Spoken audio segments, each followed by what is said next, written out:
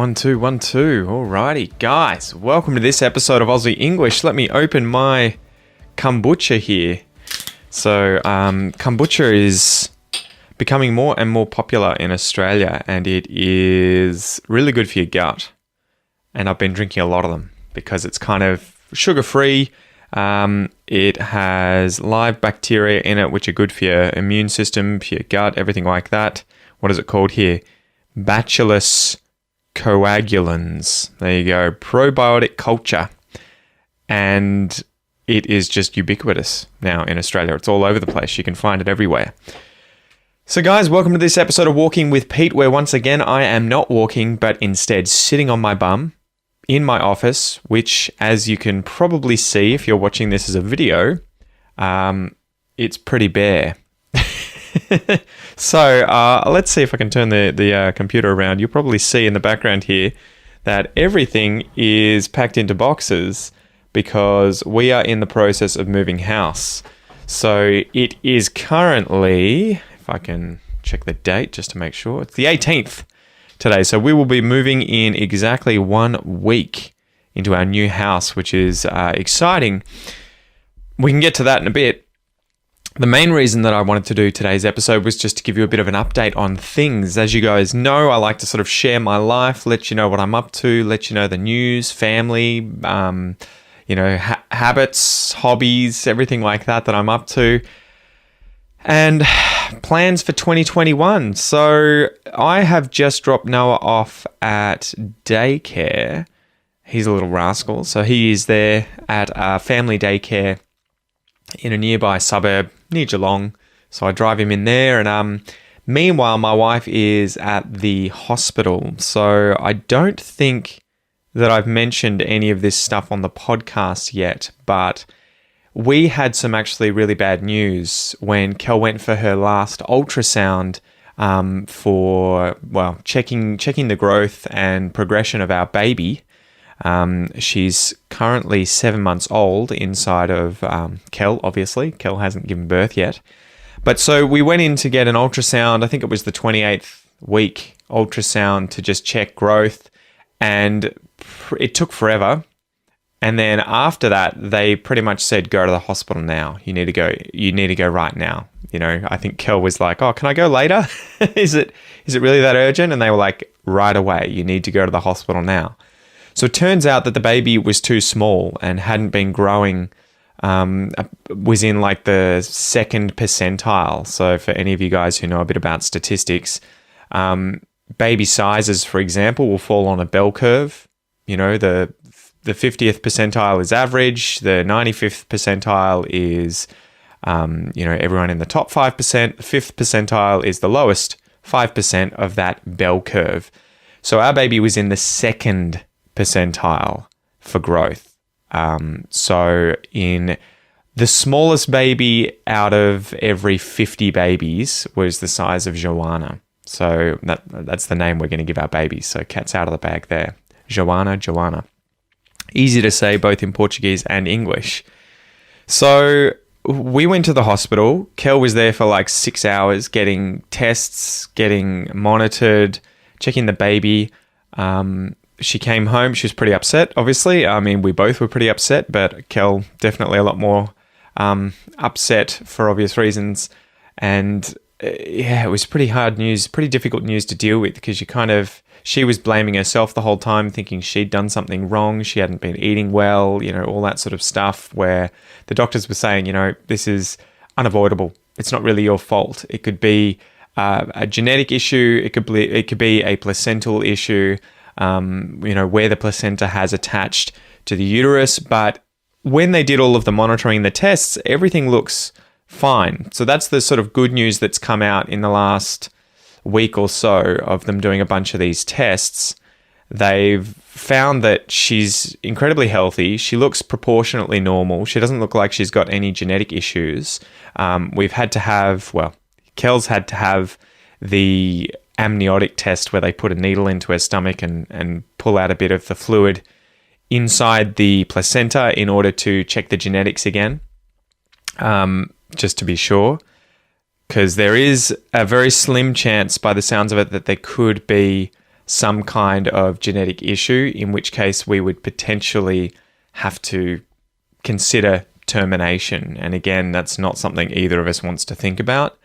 And I think because it's so late in the pregnancy, the only possible way that that would ever happen is if Joanna had some kind of genetic issue and it was terminal, like she would die as soon as she was born, sort of thing. So, horrible stuff to kind of think about, but fingers crossed that's not the case. So Kel is currently at the hospital now. She has to go in now twice a week to get monitored, because if anything suddenly changes, we'll have to get the baby delivered for the baby's sake. Long story short, although this story has kind of gone long, it seems like everything's okay. She's just small. So the more that Kel has had checkups and these procedures and monitoring, it seems like Joanna's just small. She seems incredibly healthy. She's kicking a lot.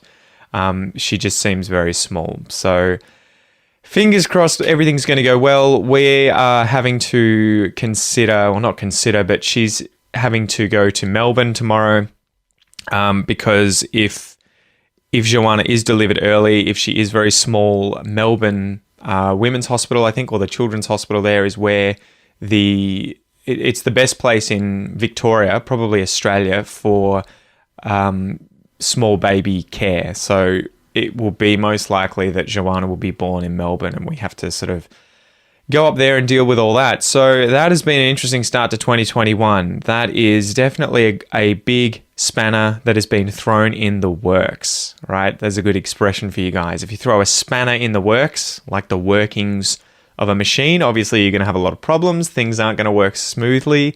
So that has been a big spanner thrown in the works. To add insult to injury, another expression for you guys, which is kind of like to make things worse, we're currently having to move house, as you guys know. So we found that out beforehand, before the stuff with Joanna, where our landlords, as you will have heard if you'd listened to the Kel and Pete Recap 2020 episode on the podcast, and it was on Aussie English TV YouTube channel, the new YouTube channel. Go check that out. Subscribe to that. But what was I saying? Lost my train of thought. Yeah, so we were having to move out. The landlord had effectively requested that we leave by February the 8th because they want their son to move in and have the house. It can't be done legally. We kind of pushed back a little bit, but realizing that this is what they want to do, we started looking for places anyway because, as soon as they could do it legally, they were going to ask us to leave. We found somewhere, fortunately, so woohoo! We have that lined up in a suburb called Curlewis. It's not in Ocean Grove, unfortunately, within 100 meters of my parents and my sister and her family, as we currently are. So we will definitely miss that kind of convenience in terms of familial living area, right? It was very easy for Kel to be able to go to these places with Noah when I was at work or when I'm working at home. So we'll definitely miss that, but it's a newer house, it's a bigger house, it's a beautiful house, it's in a safe suburb, so we are definitely looking forward to moving there. It's going to have a big garage, which I'm really pumped. I'm really excited to have because I want to set up a home gym. I want to also have some decent area for storage, and I'm still yet to decide where I'm going to put the new podcast/studio office thing for me. So this is a cool bedroom. It's a cool house with 4 bedrooms, and each of which is pretty big. I tried to convince Kel to give me the ensuite as the Aussie English studio, but she wasn't having it. She didn't agree to that. So looks like I'll have to pick one of the other 3 bedrooms. But yeah, definitely pumped. That's in a week, as I said. Let me get a swig of kombucha here. So at the moment, we're trying to get ahead of everything, trying to be organized, packing everything up. Man, I've got a lot of whiskey in boxes. I've got a lot of books in boxes. I'm trying to get healthy at the moment too. So I've been working out quite a bit. I bought a bench and some weights, a bench, like a workout bench. So the thing that you'll see at the gym, you can sit on, you get a flat bench or an incline bench. And so I've been doing that quite a bit and getting into bodybuilding. And I know, guys, I know you're going to be thinking, ugh, lame, bodybuilding, why would you do that? Look, I'm not going to try and be Mr. Olympus. That's not my goal. Mr. Galaxy, whatever it's called. Shows how much I know about bodybuilding. The goal at the moment is more to build muscle mass for me personally, so that then I can clean up my diet. I can start eating clean, leaner food without as much junk food and fat and everything like that. And because of the extra muscle mass, I'll then more easily lose weight, lose the fat that I have on me. So that's the plan currently, at least with working out. I was at a gym, but I sort of decided to try and maybe flesh out my home gym, lash out a bit of money, invest in a home gym, because it's going to make my life a little easier. I can just go back and forth between the studio and the garage to work out. Saves me time. It will cost me a little more in the sort of short term, but I was sort of deciding, do I renew my gym membership in Ocean Grove? Then we had to move house, and I'm like, I don't know where we're going to be living. So maybe instead of spending, hundreds and hundreds of dollars on a gym membership here in this suburb, I will lash out and get some gym equipment and work out from home. So I've sort of gone down that route, which has been interesting. It's been fun trying to work out how to do things effectively at home without all of the luxury that is a gym with all the different equipment that it has. And then apart from that, what else has been going on? I've been working like crazy on Aussie English with my team. So big thanks to the Filipinos, Kate and Francis. Kate is my right-hand woman. She's my virtual assistant who does a lot of the organization, the scheduling of posts and videos, the uploading of all that stuff, the organizing of my team, the communication with my team. Francis is doing a great job. He is my video and podcast editor. So he's working his butt off trying to upskill, improve his skills, and is pumping out a lot of material, which is great. I couldn't do this without him. And then we also have my two dudes in India who are working hard on the website, the app, and what have we got news-wise there? I invested a bunch of money recently in an application that you guys will have seen for the podcast that you can get on iPhone and Android. But as you will have noticed, you can only listen to the episodes currently on there. The next step is obviously to keep investing and try and create something where you will be able to access all the content through the website as if you were on the website, but obviously through the application. Seems like an easy task. Seems like something very simple. It's a simple idea. It is not a simple thing to set up. So I recently spent several thousands of dollars buying the, I guess you would call it the early bird release. So they haven't released it yet, but they've asked you to pay up front for the application that goes with the... I'm trying to think of how I can explain this best for you guys who don't do IT stuff. I effectively run the website using some plugins and some, what would you call it? I'm trying to think of the best way of explaining this. Just call it plugins. And one of those plugins now has this app that they're developing that just sort of slots straight in and you can use it to access the website. So I've signed up and I've paid a lot of money into that, hoping that will be released in the next month or so, and we can get that set up with the website. Because as you know, I've just shut down the academy and I am going to spend the next 3 months leveling up the academy, adding more features, improving the content, making it better to use, more intuitive, everything like that. So I guess, yeah, in a nutshell, I'm working my butt off trying to improve Aussie English this year in 2021, make things better for you to use, make them more effective at leveling up your English. And it's just going to keep rolling ahead. It's going to keep rolling ahead. I'm trying to think what else can we sort of talk about? We've got the pregnancy stuff down. We've got moving house, working hard on my gym sort of routine and cleaning up my diet. So I sort of bet with my dad, or challenged my dad rather, for New Year's, our New Year's resolution, that we would clean up our diets and start eating healthy and try and lose weight. So we're still going strong. I guess we're almost 3 weeks into the new year, and I don't think any of us have fallen off the wagon. So we haven't fallen back into our old ways of drinking too much beer, drinking or eating too much carbohydrates, junk food, that sort of stuff. We're both doing well. Although Dad being a bigger bloke than me, as you guys will know if you've seen the Goss episodes, he's already lost something like 5 kilos. Bastard. He's doing really well. So hats off, Dad. Good job. Hats off. Apart from that, pregnancy, moving house, health-wise, working on that. Dad and I are working on Goss episodes. He's also helping me with redesigning the academy. So obviously, we're working on the academy. And apart from that, guys, I don't really think there's much else going on. I think it's going to be hectic when Joanna arrives. So it'll be interesting to see how I'm going to be able to juggle all these things. I should mention the Whiskery. Almost forgot that. So as you'll know, I'm also working 2 to 3 days a week for half days at the Bellarine Distillery making whiskey and gin.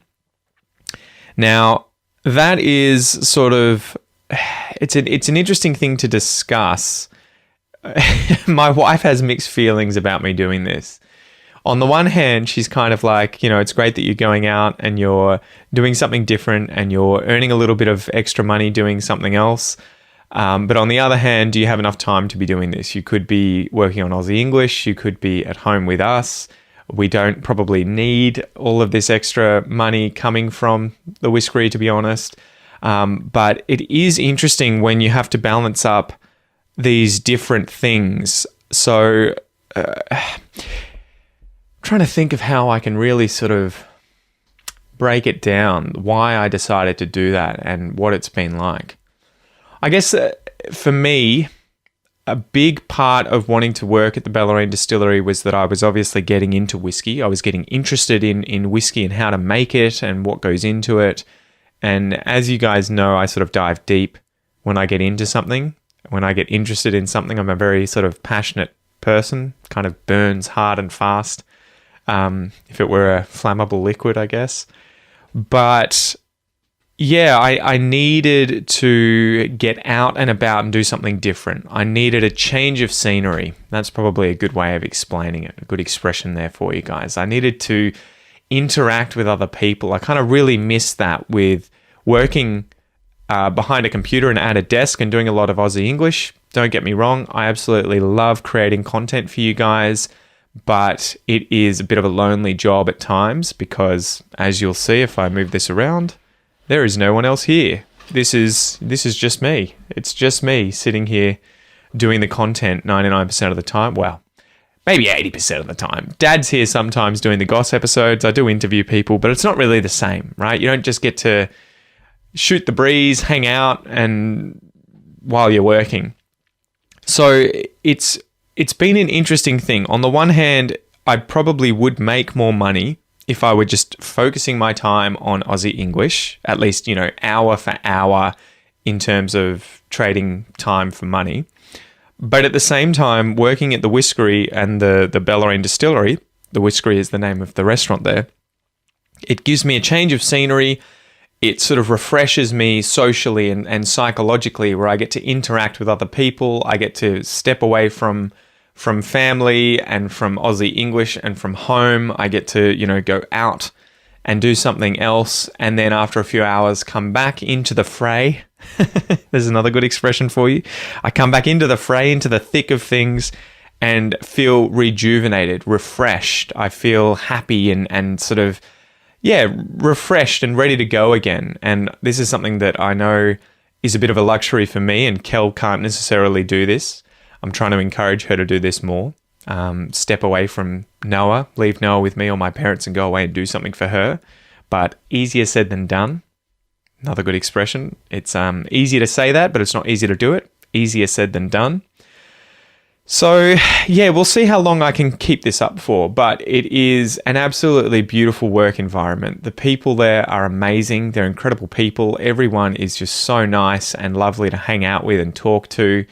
It's just such a fascinating job to learn about how whiskey's made, how gin's made, how things are bottled, how things are sold, everything like that. So I really don't want to ever give up working there, at least in the short term. It's just so much fun. It's just it's a good break from things.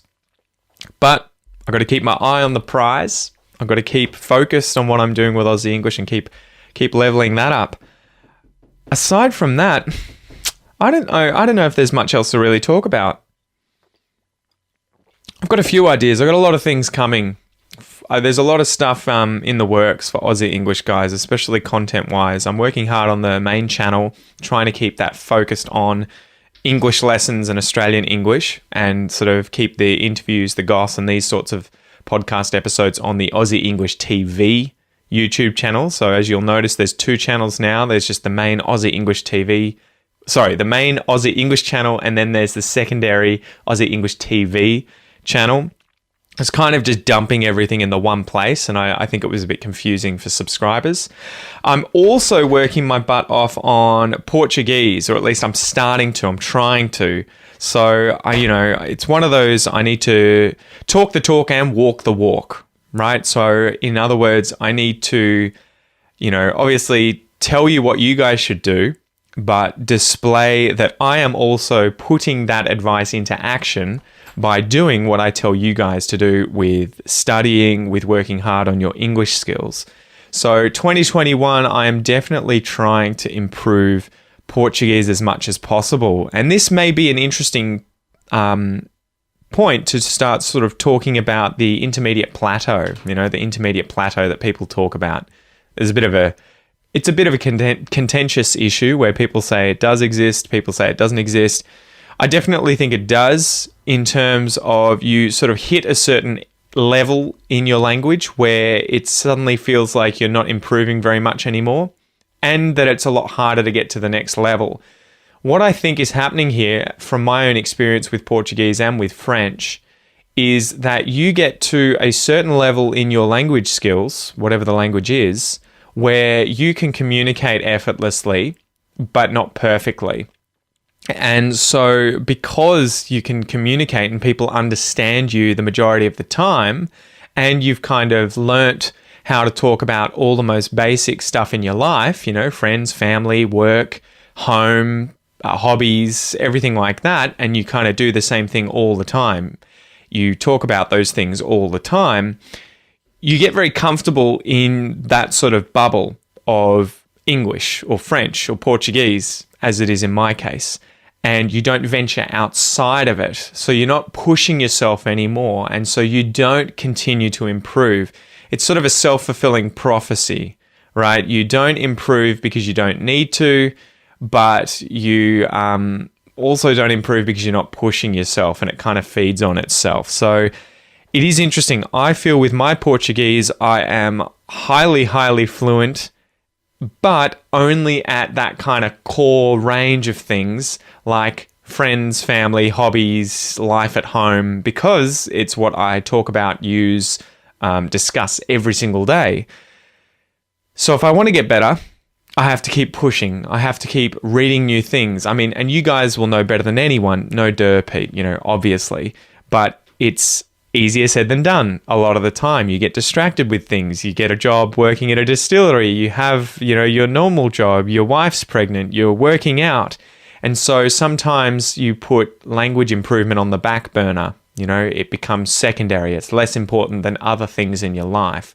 And I think that's one of those really, really hard things you work out as an adult, and that I'm constantly grappling with and having to, come to terms with, is trying to balance all these things. It's almost like I'm juggling multiple balls in the air, being a dad, Aussie English, being in a relationship with my wife, family, working at the distillery, Portuguese, working out, blah, blah, blah, blah, blah.